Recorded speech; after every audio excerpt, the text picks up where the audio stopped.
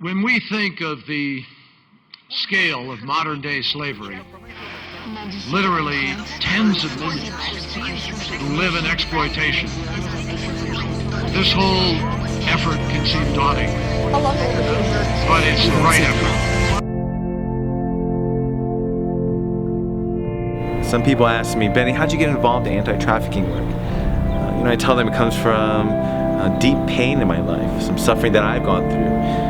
You see, my childhood, when I was 8 and 9 years old, I was abused and raped by my neighbor. He was my cello teacher. And, I had to go through my own healing process. I kind of made an inner vow to myself. I said, I'm going to do everything that I can to protect my own children. I have a teenage daughter and a young boy, and I thought to myself, this is the best thing that I could do. But after learning about the issue of human trafficking, I felt that God spoke to me in a very clear way. He said, Benny, you didn't go through that pain just to protect your own children. You went through that pain so it can become a platform to show my power to the world. The power of transformation, the power of renewed lives, the power of healing.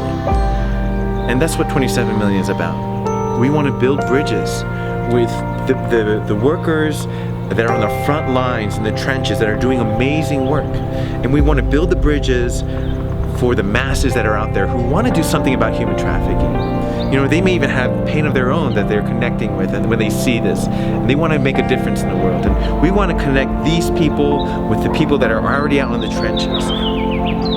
Once you empower them, once you empower those organizations that are doing the amazing work on the ground, and they start growing and they gain the strength that they need, you give them the resources that they need, whether it be knowledge-based or financial resources.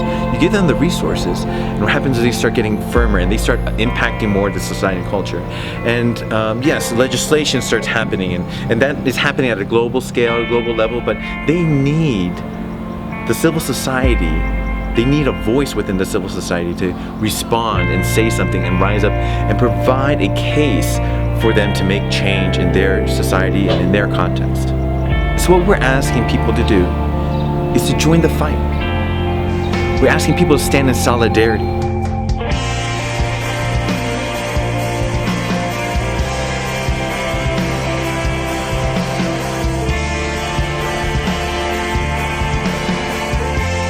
And what we simply ask them to do is donate just $1 to stand in solidarity with them.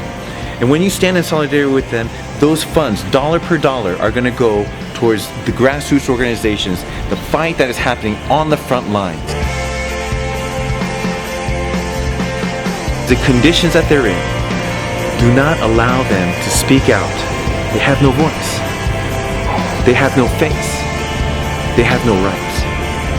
And it requires of us, you and me, together, to stand in solidarity with them, to be their voice, to be their face, to be the ones that fight for their freedom.